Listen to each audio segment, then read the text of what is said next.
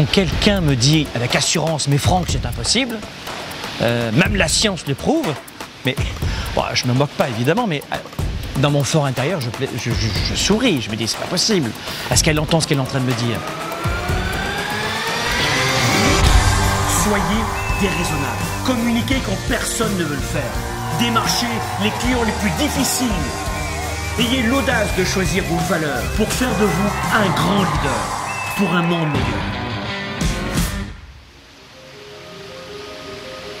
Je crois que nous sommes des êtres d'émotion, que nous soyons introvertis ou extravertis, cognitifs ou émotifs.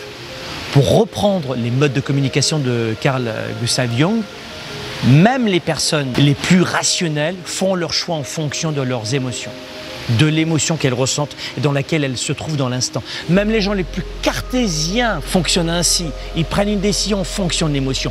La personne la plus chiffre de la planète Terre et de Mars et de Jupiter va décider en fonction de ses émotions dans l'instant, garanti. Et peu de gens le savent.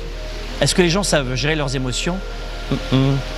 Et ces personnes d'ailleurs vont avoir tendance, dans les faits, à justifier leur comportement par une approche pseudo-rationnelle et elles vont tenter de mettre des mots sur leurs mots, sans vraiment comprendre ce qui se passe réellement, mais ce sont bien les émotions qui déclencheront le choix. Et puis ensuite, laissez-moi vous rappeler que le terme impossible n'est pas un fait.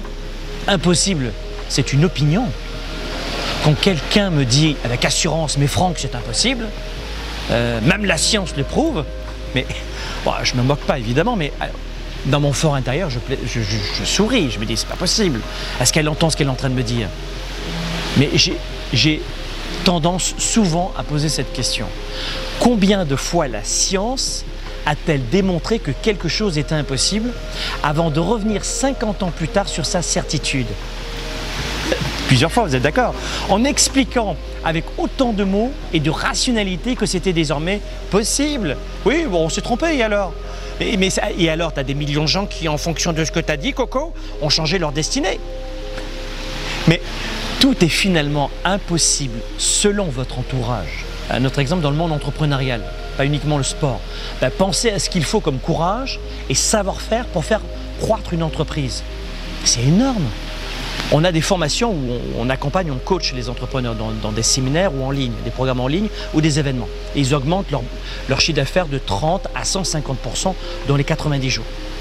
Mais 96% des entreprises ferment leurs portes en 10 ans d'existence. C'est une question de diplôme? Pas du tout. Mais en regardant froidement cette statistique 9 sur 10, c'est fou, hein, en 10 ans, eh bien la plupart des gens vont préférer ne jamais se lancer dans l'aventure, avec la ferme croyance que c'est impossible. Mais les 9 entrepreneurs sur 10 qui se plantent en 10 ans, ou qui ferment leurs portes en 10 ans, n'avaient pas de méthode, n'avaient pas de formation, étaient dans aucune stratégie, ou peu de stratégie, dans l'improvisation. Mais les gens vont dire c'est impossible, regarde la majorité n'y arrive pas. Pourtant, il n'est certainement pas impossible de faire croître une entreprise. Bien au contraire, on le démontre notamment dans notre événement Business 110, le bootcamp. C'est une formation de plusieurs jours durant laquelle on dévoile les meilleures stratégies de développement d'affaires et de vente à tous les entrepreneurs dans la salle. Et tous totalisent, suite à cet événement, je vous l'ai dit, de 30 à 150%, même beaucoup plus en fait, de résultats, d'augmentation de leur chiffre d'affaires. Et on le voit souvent, des explosions en 24 mois. Mais pour refermer cet exemple sur l'entrepreneuriat, le vrai problème de 97% des gens ou des entrepreneurs, de l'être humain en général, c'est l'attitude, c'est le savoir-être. La psychologie compte pour 80% dans les résultats et les 20%, c'est uniquement la conséquence du savoir-faire. Beaucoup sur le marché du travail n'utilisent pas les bonnes approches et les bonnes méthodes.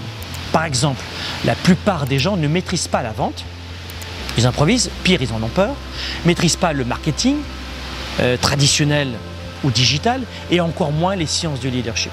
Et la psychologie et les stratégies du leader, c'est ça, je crois, le cœur du problème aujourd'hui. Formons-nous, apprenons qui on est vraiment et utilisons les meilleures stratégies.